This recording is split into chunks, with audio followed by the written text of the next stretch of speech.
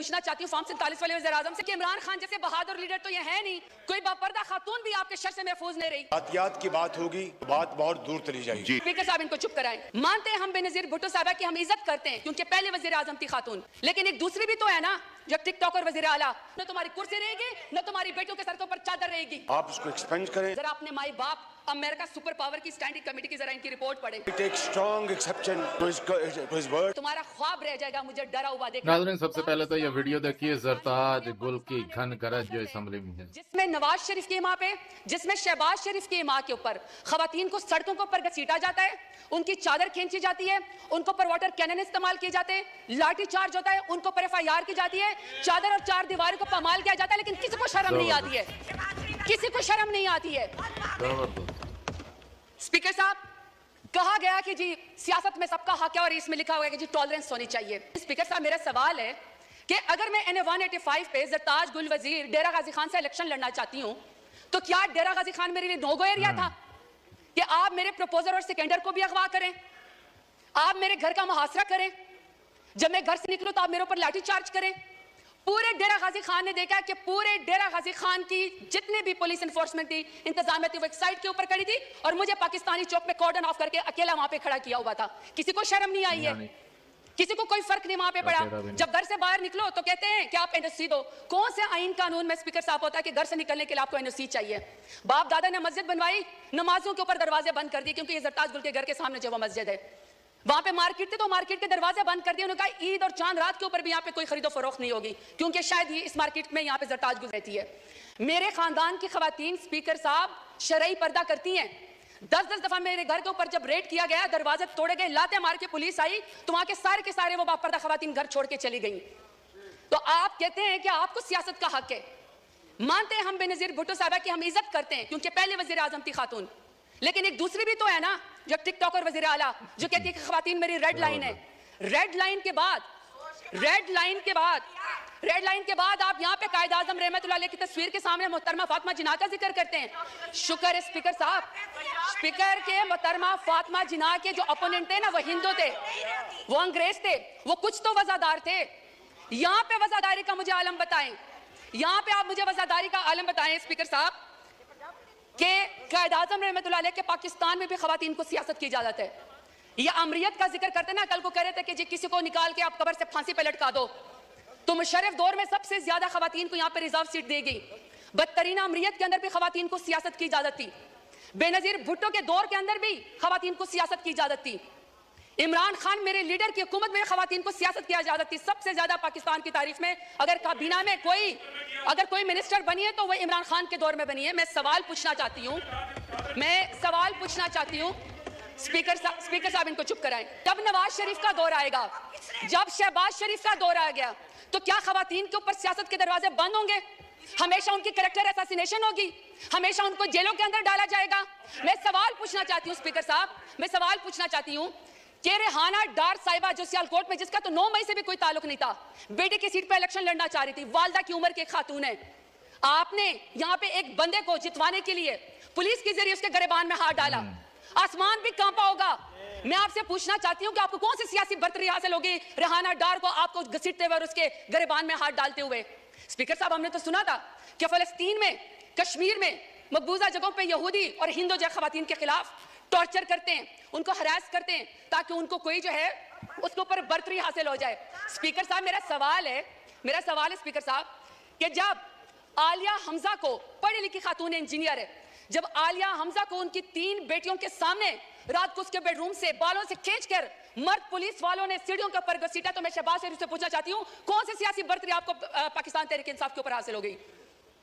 अब मैं डॉक्टर यास्मीन राशिद का जिक्र करना चाहती हूँ। स्पीकर साहब, डॉक्टर यास्मीन राशिद है, एक्स मिनिस्टर है हेल्थ की, और वो इस कौम की खिदमत कर चुकी है, कैंसर की सर्वाइवर है, एक लीडर खातून है।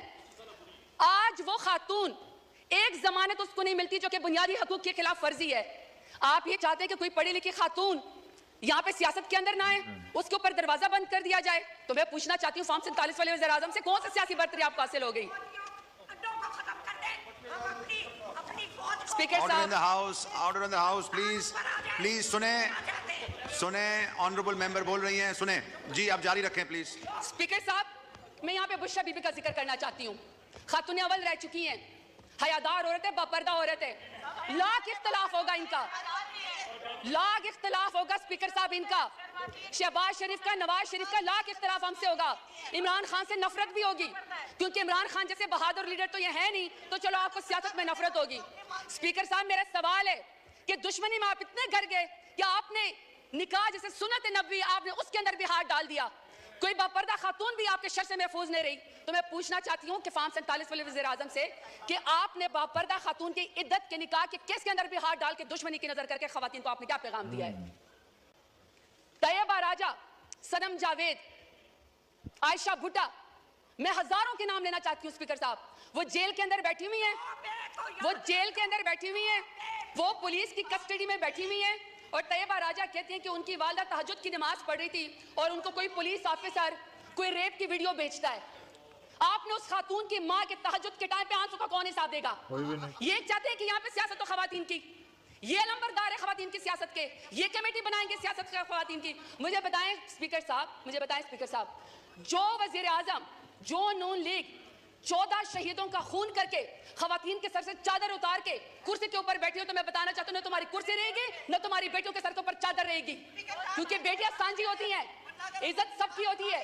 सर इस रिपोर्ट में कहते हैं कि खवातीन कैदियों में 60% इजाफा हुआ है। What a shame. आपने महंगाई तो कर दी। कितनी शर्मनाक बात है कि आपसे मुल्क तो संभाला नहीं जा रहा। आप कश्मीरियों का खून करते हैं, आप खवातीन को सड़कों के ऊपर घसीटते हैं, आप किसानों की पटकी उतारते हैं, लेकिन आपके पोर्टफोलियो पे माशाल्लाह से क्या है कि 60% खवातीन का इजाफा हुआ है कैदियों में। इसका हिसाब हमें कौन देगा? चले छोड़े, हम नहीं मानते। आप हमारी रिपोर्ट को, हमारी इस बात को ये रद्द कर दे, क्योंकि मैं तो पीटीआई की हूँ। जरा अपने माई बाप अमेरिका सुपर पावर की स्टैंडिंग कमेटी की जरा इनकी रिपोर्ट पढ़े। ये जी स्पीकर साहब, ये स्टेट डिपार्टमेंट की ह्यूमन राइट्स कमेटी की रिपोर्ट से जरा ये पीएमएलएन का मैं आपको जरा इनका पोर्टफोलियो बताना चाहती हूँ। वो कहते हैं इनकी नून लीग की पहली हुकूमत का खासा है अगवा, अबडक्शन, दूसरा है जाली मुकदमात, तीसरा है सियासी मुखालफिन का कत्ल, फिर है दौरे हिरासत, जिस्मानी रिमांड, फिर है सियासी कारकुनान को हरासा करना, जमानत मिलने के बावजूद दोबारा गिरफ्तार करना, जजों पर इंसाफ न करने के लिए उनकी वीडियोस बनाना, शहरियों की जिंदगी को में गैर कानूनी तौर पर मुदाखलत करना, सहाफियों को सच बोलने से रोकना, एहतजाज और नकलो हरकत को रोकना, सियासी सरगर्मियों से ताकत के जोर पर रोकना, और माशाल्लाह रिश्वत, भत्ताखोरी, ये इनका पोर्टफोलियो है पीएमएलएन का। और यहाँ पे आके जाते हैं इमरान खान का मुकाबला करने के लिए। शुक्रिया।